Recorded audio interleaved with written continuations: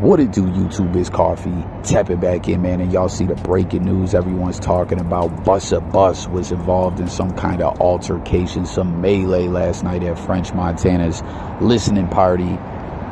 Comment, let me know if you've been waiting for that new French to drop. Feels like French, I don't know, like he was everywhere. You guys remember French Montana was the ultimate hustler. Came over to this country from Morocco. You know, never stopped working, grinding. He had the Cocaine City DVDs, was like a DVD/documentary guy. Some people would say the original blogger in a sense, you know, but what always was keeping up with whatever was like the hot trends in the street and the upcoming talent and rappers and all that.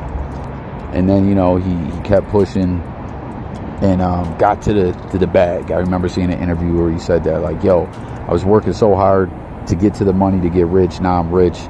Now I'm just trying to like focus on my health. If you guys recall, there was like a health scare French Montana had. But anyways, let me know if you've been waiting on the new French project. But Busta Rhymes, you see, he was just turned up. This dude goes by the name Nizzle, man, was on the ground, I don't know, falling down, getting up. Busta Rhymes grabbing him by the wrist. Seemed he had something to say. I don't know who Nizzle, man, is. If you do, let me know, you know. But it's so wild with Busta Rhymes, right? Like, I don't know, as I'm seeing this play out, I'm just thinking of like the eras of Busta Rhymes, right? Y'all remember like the old school Busta back in the day? I guess we look at him and say he was like skinnier, right? He had the dreads, always turned up, woo-ha and all that, you know, all that energy.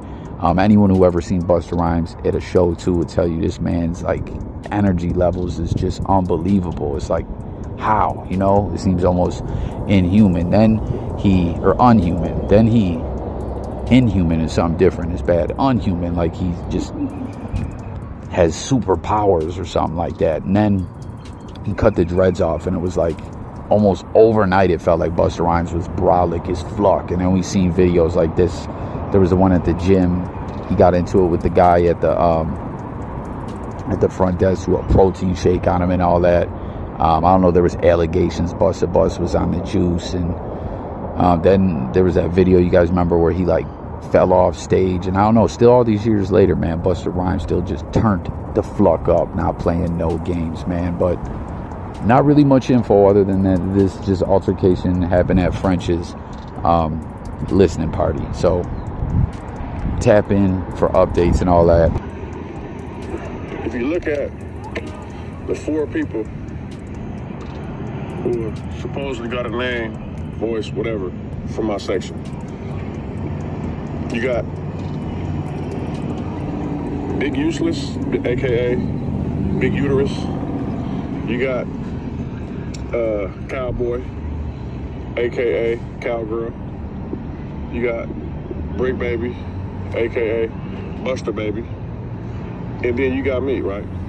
So, if you think about it, all those four people, right? Let's start with Big Useless. He's a rat. He's a known rat. Paperwork's out. You also got a contract, LAPD. You hang with all rats and busters. These are facts, okay? Cowboy, he told twice. He made statements on one case. He took the stand on another. You're a high-risk sex offender. You're on Megan's Law, okay? Then you got Bricc Baby. He's been highly disrespected by everybody. You know, the most recent, he's had people call him the B word. You know, come up to his job, he locked the door, don't want to talk to him. You know, I mean, he's the one that this whole "let me get a nap" patent came from. You know what I'm saying? Like, and on top of all that, I'll beat all those dudes up. You know what I'm saying? So, if you look at it with those four people, that's four people, right? I see why they're mad at me. You know what I'm saying? But video about to go up in a minute on YouTube. We just shot it. Link in bio, man. See y'all soon, man.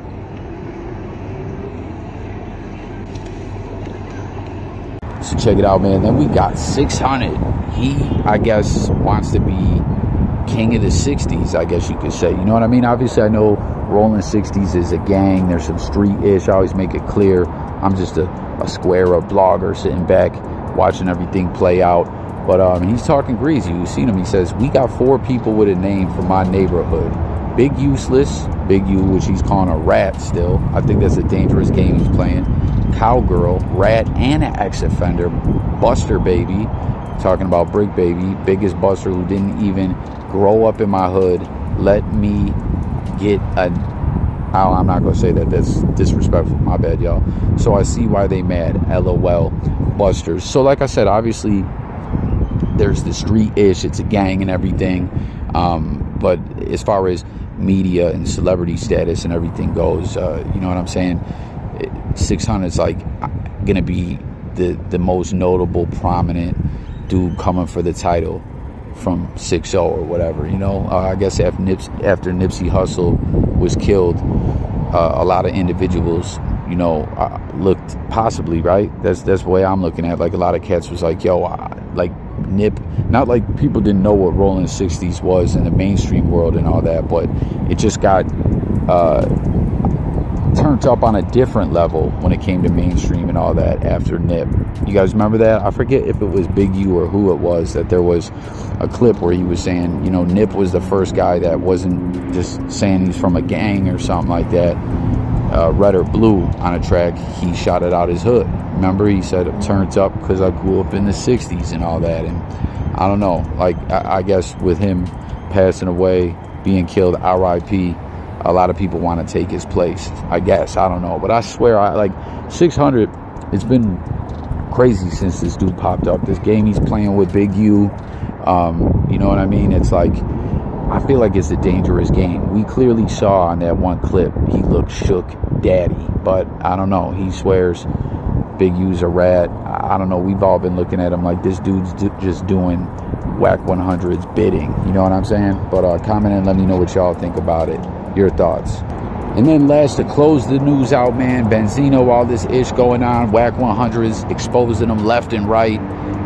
He's still getting at Eminem. You see he's clowning on Eminem for throwing on the dress. He said, yo, call up Cat Williams, get Cat over here, you know? Cat's talking about everyone wearing the dress. Eminem did it quick for the fame. What do y'all think about that, man? I never understood why Em felt the need to do that, but I don't know.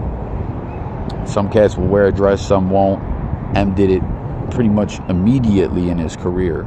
But Zeno's talking about this track, Foolish Pride, where, you know, Eminem said some foul things about black women. And, you know, a lot of people, it's always shocked me. There's other tracks on this old album that from back in the day that these 3 white kids from Detroit brought and sold to Benzino. And there was a legal battle with Interscope Records, Jimmy Iovine. And, you know, they were allowed to release some of it to the media, but only a portion they were allowed to play at that press conference, which, tell me this ain't crazy. Crooked Eye was at that press conference. Ain't that wild? And then later on, he signs with Eminem and all that, you know. But a lot of people gave Eminem a pass on this. I never listened to the whole album. I've heard the song Foolish Pride. But I've heard there's other stuff that is much more foul that's said on that project. But people, what Benzino says, he says, I need black people to watch white people comment and defend this song. Then you will see them expose themselves. This is the worst, racist, damaging song ever recorded in hip-hop. And Eminem still hasn't apologized to the black community, while his racist fans still comment and insult us by saying he doesn't have to. If you are black and not offended by this song, then you are also part of the bigger problem we still have in America, with racist police who still kill black people, the Klan and white supremacists who still rally against black people, racist politicians who still make laws against black people, racist judge who continue to lock up black people, and racist people on the internet who still hate black people. And real talk, I don't think Eminem ever has apologized for that track. I feel like, in my opinion, he just doesn't really speak about it. I know he addressed it on that Yellow Brick Road track on the Eminem show. You know, he has a whole song where he breaks it all down. But on a mainstream level, to the media and everything, I don't think so. And, you know, again, there is a portion of Eminem's fans that, like I said, as is showed receipts. Benzino had showed receipts and, you know, put it out there. Most of the time when he was going off on these rants, it wasn't an M, it was the racist fans trolling him with all this hateful racist ish. And it's like, as I pointed out numerous times, a lot of these fans that we're talking about, this particular percentage of the fan base, they're not even hip-hop fans. They just like Eminem to be on some other ish, more or less. You know what I'm saying? Like, they're not no real hip-hop fans. They don't know nothing about hip-hop. They don't love the music. They don't love the culture. But Benzino still turned up on this mission to get at Eminem, the cross-dressing, the racist tape. What do you think about it all? Jump in the comments. That's going to do it. I'll get with y'all on the next one. Subscribe. Stay tuned for more. It's Coffee, and I'm gone, y'all. Peace.